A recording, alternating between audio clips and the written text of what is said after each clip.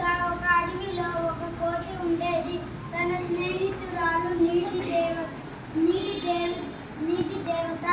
అతను ఎప్పుడు తనకు ఆకలి వేసినప్పుడు తన భోజనం దొరకకపోతే తను నీటి దేవత దగ్గరికి వెళ్ళిపోయి చేపలు తీసుకునేవాడు. కానీ ఆ చేపలు అతనికి నచ్చేవి కాదు. ఒకరోజు కోతికి చాలా ఆకలి వచ్చి అది నీటి దేవత దగ్గరికి వెళ్ళి నాకు కొన్ని అరటి పండ్లు ఇవ్వు అని అడిగింది. నీటి దేవతడు ఇలా సమాధానం ఇచ్చాడు, నేను నీటిలో కదా ఉంటాను, భూమి మీద ఉన్న అరటి పండ్లు నీకు నేను ఎలా తెచ్చి ఇవ్వగలను?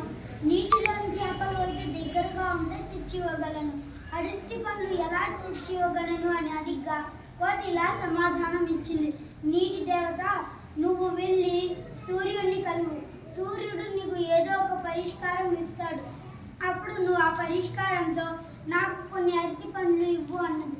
నీటి దేవతడు ఇది కూడా మంచిదే అని కదా అని సూర్యుడి దగ్గరికి వెళ్ళాడు. మనందరికీ తెలిసినదే, సూర్యుడి దగ్గర నీరు ఎక్కడ ఉండదు, ఎక్కువ ఎండ కాస్తే ఎక్కడున్న నీరైనా ఇంకిపోతుంది. అలాంటి విషయం తెలియని నీటి దేవతడు సూర్యుడి దగ్గరికి వెళ్ళాడు. వెళ్ళగానే తన దగ్గర ఉన్న సూర్యుడు వేడి వల్ల నీరు మొత్తం ఇంకిపోయింది. ఇప్పుడు కోతి ఎప్పుడు వస్తాడా అని అదే నది ఒడ్డున చూస్తూ ఉంది.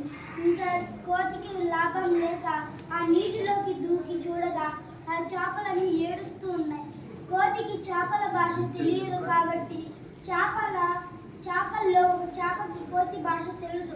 కోతి ఆ చేప దగ్గరికి వెళ్ళి చేప వీళ్ళందరూ ఎందుకు ఏడుస్తున్నాడని కోతి అడగగా చేప ఇలా సమాధానం ఇచ్చింది, నీటి దేవతని ఎవరు సూర్యుడి దగ్గరికి పంపాడంట, సూర్యుడి దగ్గర ఉన్న వేడికి నీటి దేవుడు ఇంకిపోయాడు కాబట్టి ఇంకెప్పటికీ నీటి దేవుడు ఇక్కడికి రాడు అని చెప్పిన విషయం విన్నగానే కోతి చాలా బాధపడ్డాడు.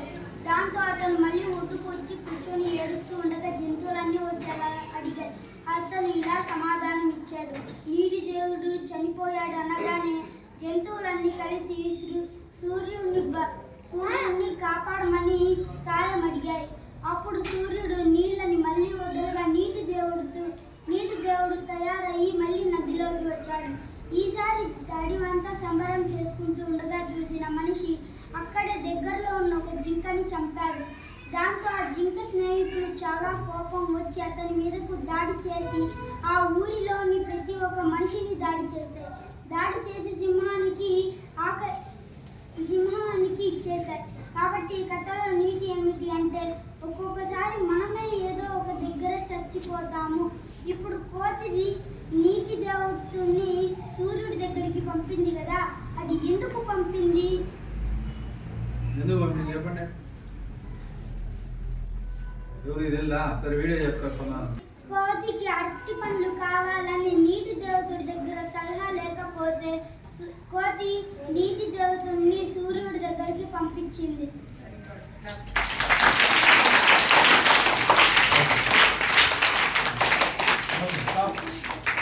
Close your eyes.